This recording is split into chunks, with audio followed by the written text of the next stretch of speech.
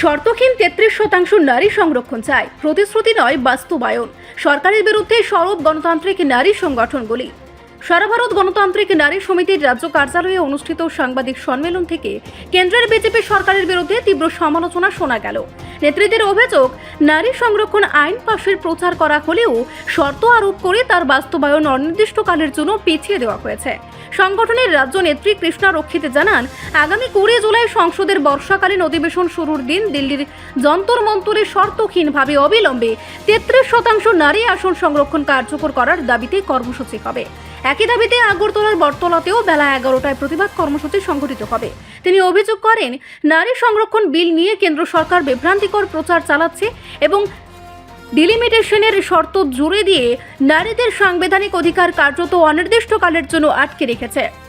পাশাপাশি শান্তিপূর্ণ আন্দোলনের দমনের অভিযোগ তুলে সোনাম ওয়াংচুককে আটক করার ঘটনায়ও নিন্দা জানানো হয়। নেত্রী পাঞ্চালী ভট্টাচার্য বলেন, নরেন্দ্র মোদীর 12 বছরের শাসনেও নারী সংরক্ষণ কার্যকর হয়নি। ডিলিমিটেশনের শর্ত আসলে বাস্তবায়ন বিলম্বিত করার রাজনৈতিক কৌশল। তিনি দাবি করেন, নারীদের অধিকার নিয়ে প্রচার নয়, অবিলম্বে শর্তহীন বাস্তবায়নই এখন সময়ের দাবি। যুক্ত করা হবে নারী বিলকে, এটা দিয়ে দেশের সরকার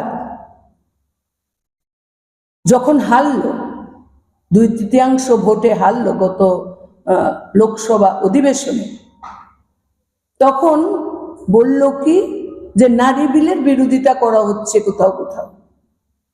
এই যে ভ্রান্ত ধারণা তৈরি করা, দ্বিচারিতা করা, তার প্রতিবাদ করছি।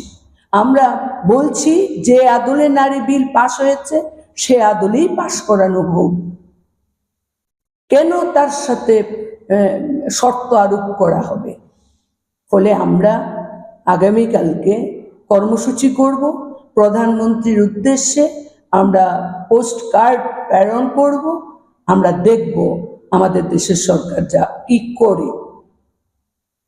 ডিলিমিটেশন বলে এটাকে যুক্ত করে দুটো স্বার্থ আদায় করতে চাইছে আমাদের দেশের সরকার। ডিলিমিটেশন পাস না হলে বলবে পাস হয়নি, নারী বিল পাস হয়নি। আর আজকে যখন ভোটাভুটিতে হারলো বললো কি নারী বিল পাস করতে দেওয়া হয়নি।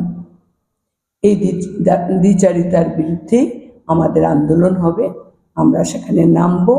আমাদের সহকর্মীরা আছেন, এখানে অর্চনা দেবী আছেন, আমাদের জয়া বিশ্বাস আছেন, পাঞ্চালী ভট্টাচার্য আছেন, রানুদি দাশগুপ্ত আছেন, অন্যান্যরা আছেন। আমরা চাই আপনাদের সহযোগিতা। আমরা চাই না লাল ফিতার ফাইলে আমার নারী বিল আটকে থাকুক। আমরা চাই না